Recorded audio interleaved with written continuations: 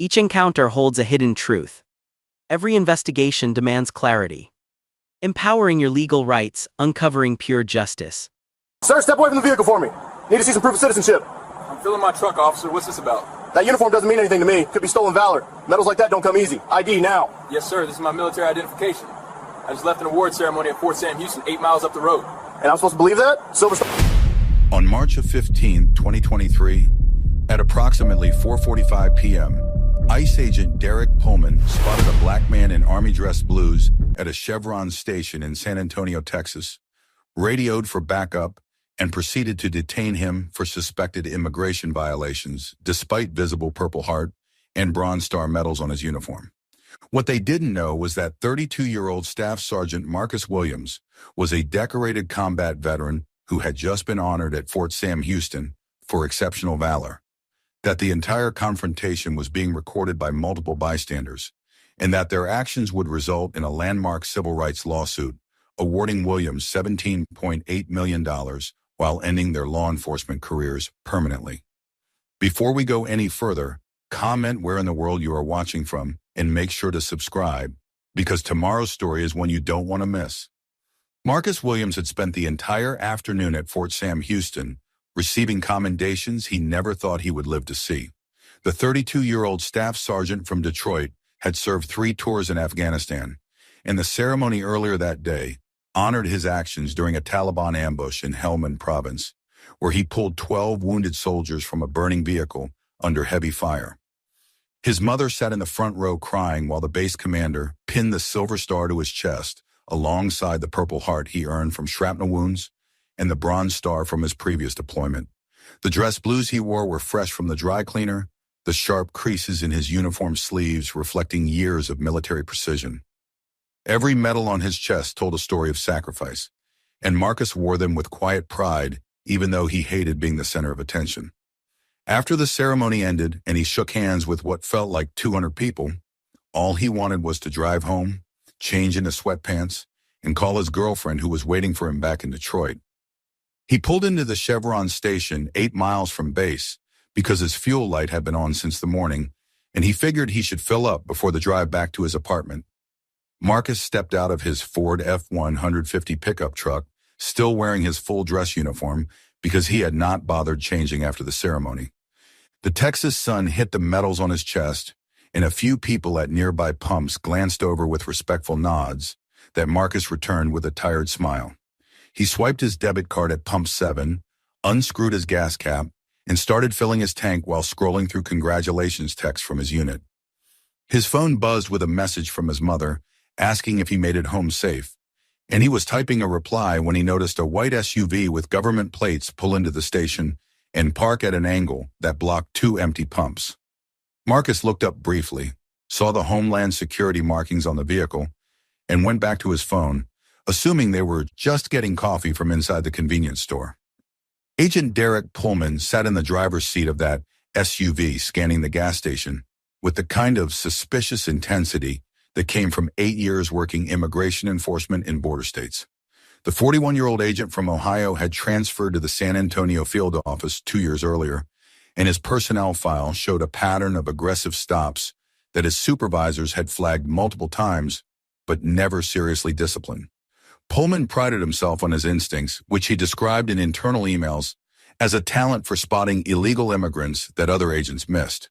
When he saw Marcus standing at the pump in military uniform, something in his mind decided the picture did not fit. He turned to his partner, Rachel Ventura, and said the uniform looked too clean, too perfect, like someone playing dress-up rather than an actual soldier. Ventura, a newer agent who had been on the job less than a year, hesitated and pointed out the medals on the man's chest.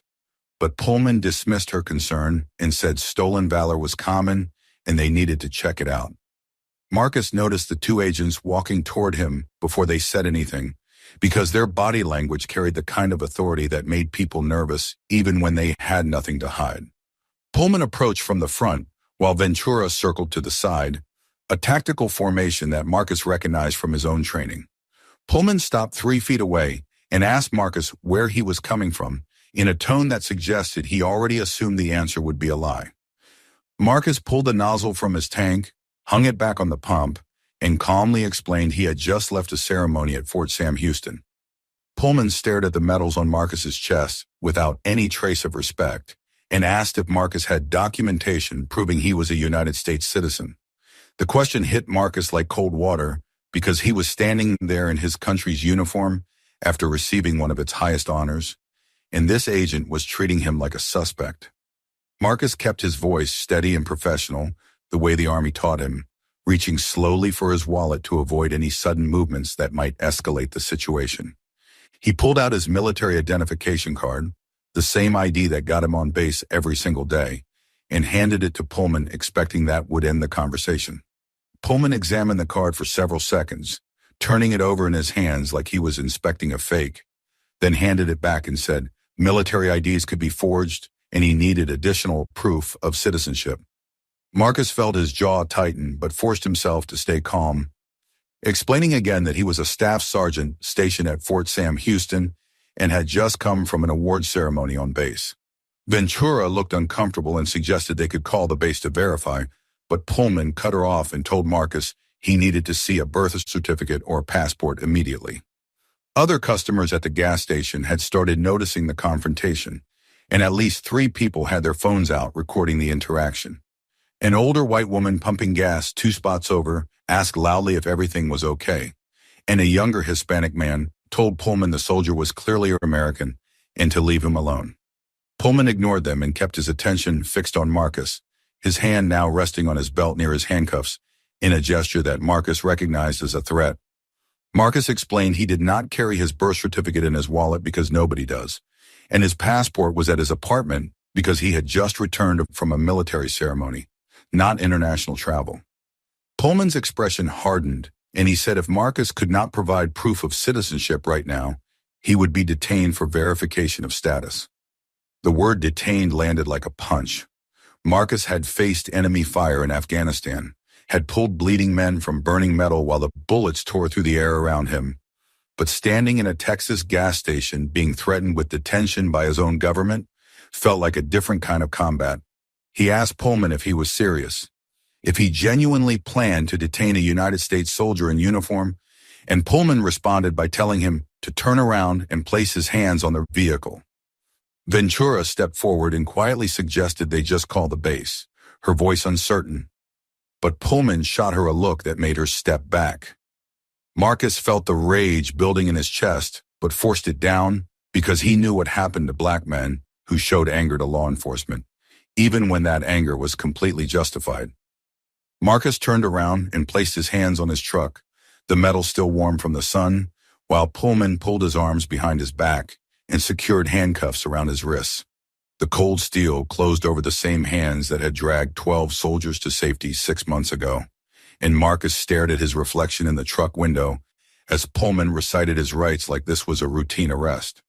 People were shouting now. Someone yelled that they were recording everything. Another person said they were calling the news, but none of it stopped Pullman from walking Marcus toward the government SUV. Marcus's dress blues stretched tight across his shoulders as Pullman guided him into the back seat, his medals pressing uncomfortably against his chest as he sat down in handcuffs. The last thing Marcus saw before they drove away was his own truck still parked at Pump 7 with the gas cap hanging open and a crowd of strangers staring in disbelief at what they had just witnessed. Marcus sat in the back of the government SUV with his hands cuffed behind his back, the metal digging into his wrists as Pullman drove toward the ice processing facility on the south side of San Antonio. The ride took 23 minutes, and during that entire time, Marcus kept his eyes focused on the window watching the city pass by, while his mind raced through everything that had just happened. He had survived 3 deployments in Afghanistan, had earned medals for pulling men out of burning vehicles under enemy fire, and now he was being transported like a criminal by agents of his own government because they refused to believe he was an American citizen. Ventura sat in the passenger seat typing on her phone, occasionally glancing back at Marcus with an expression that looked like guilt. But she never spoke up to stop what was happening. Pullman drove in silence with both hands on the wheel, his jaw set in the kind of stubborn determination that suggested he believed he was doing the right thing, even as everything about the situation screamed injustice. The processing facility was a low concrete building surrounded by chain link fencing topped with razor wire, the kind of place designed to hold people who had nowhere else to go and no power to fight back. Pullman parked in the secure lot and walked Marcus through a side entrance where two other agents were processing a family that had been picked up near the border earlier that morning. Marcus stood in his dress blues, still covered in medals, while Pullman handed paperwork to the intake officer, a middle-aged woman named Santos, who looked at Marcus and then back at Pullman with visible confusion. She asked Pullman why he was bringing in someone in military uniform, and Pullman explained he suspected fraudulent identification and possible stolen valor.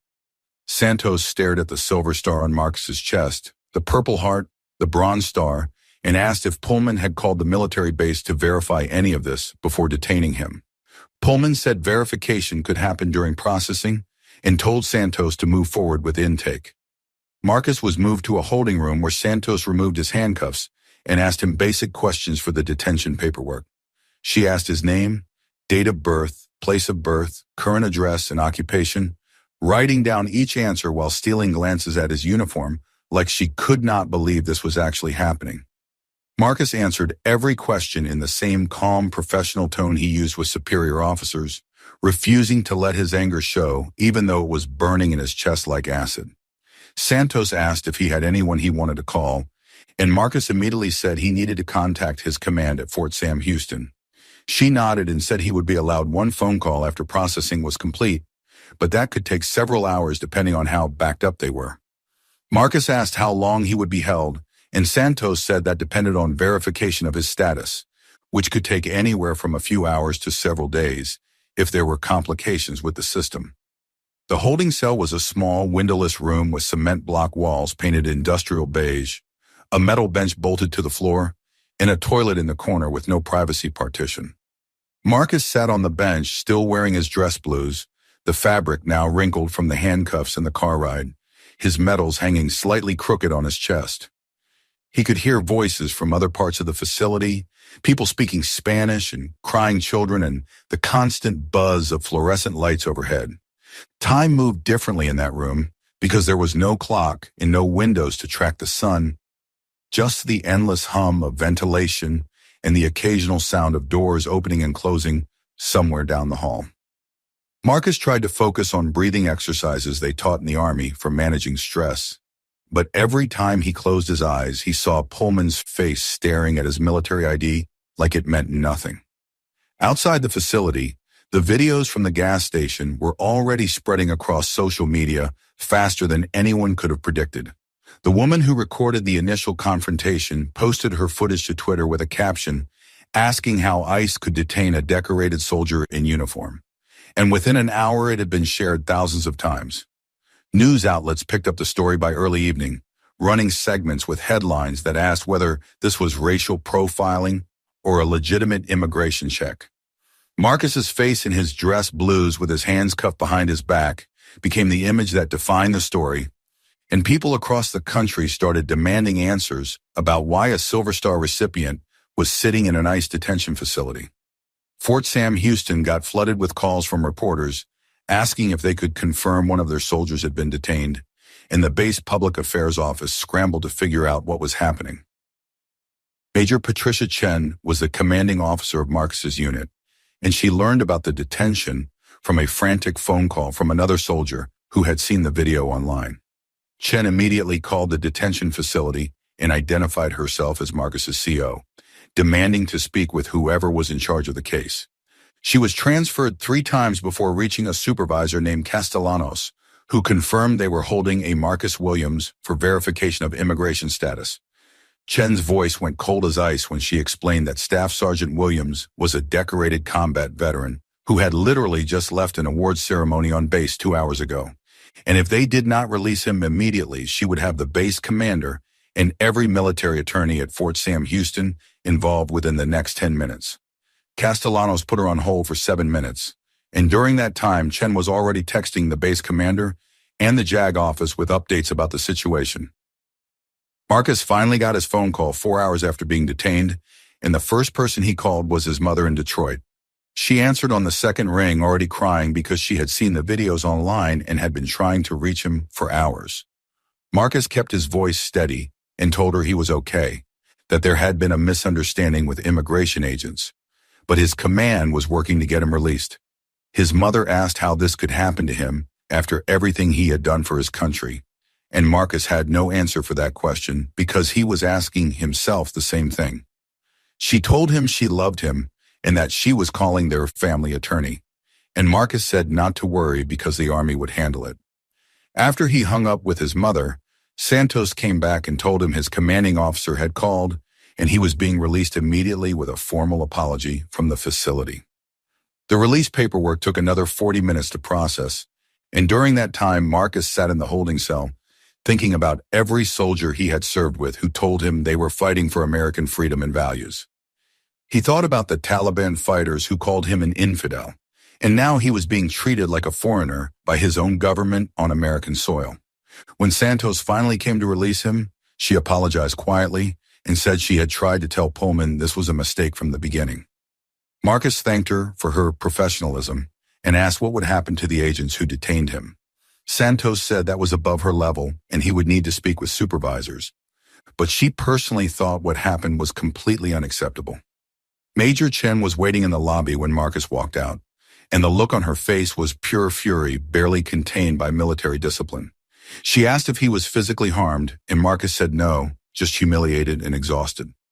Chen told him she had already reported the incident up the chain of command, that the base commander was livid, and that JAG was reviewing options for legal action.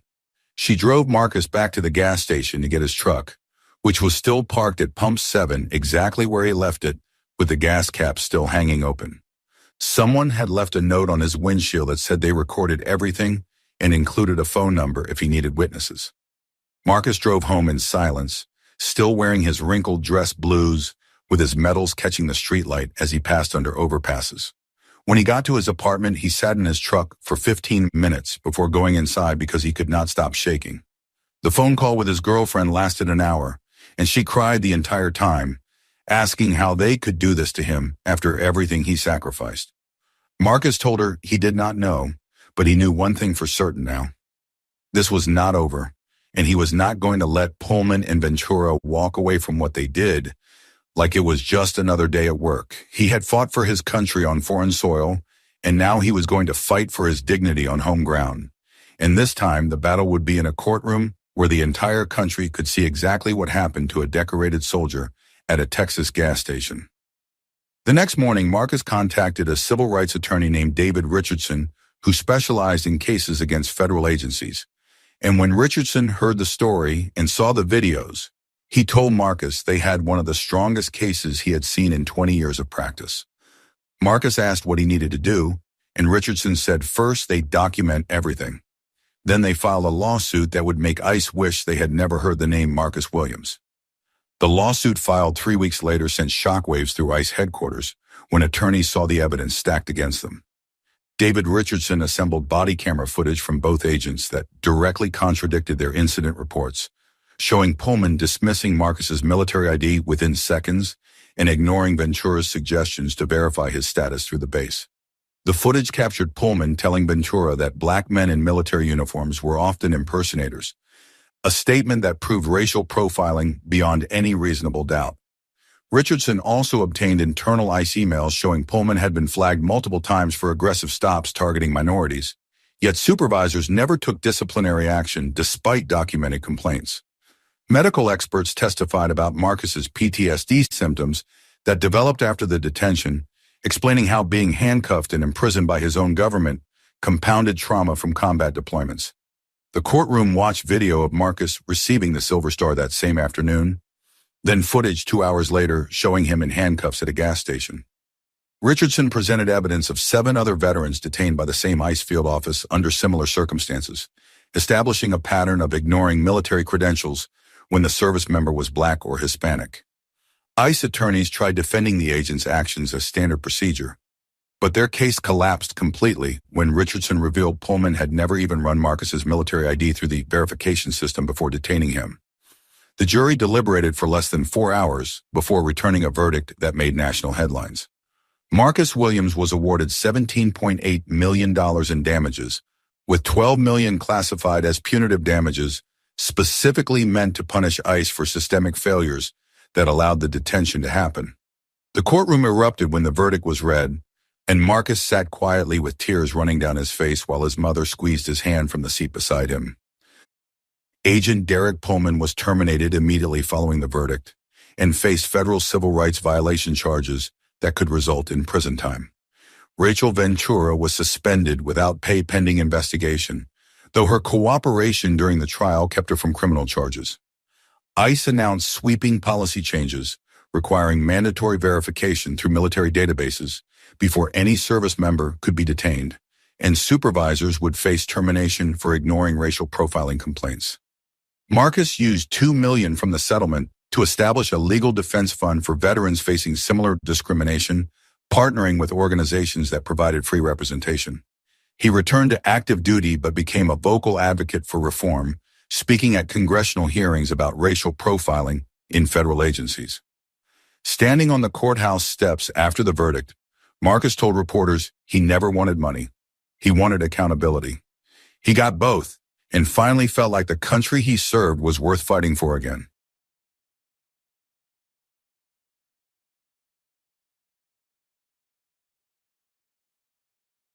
Fairness is an enduring mission, and insight serves as your safeguard.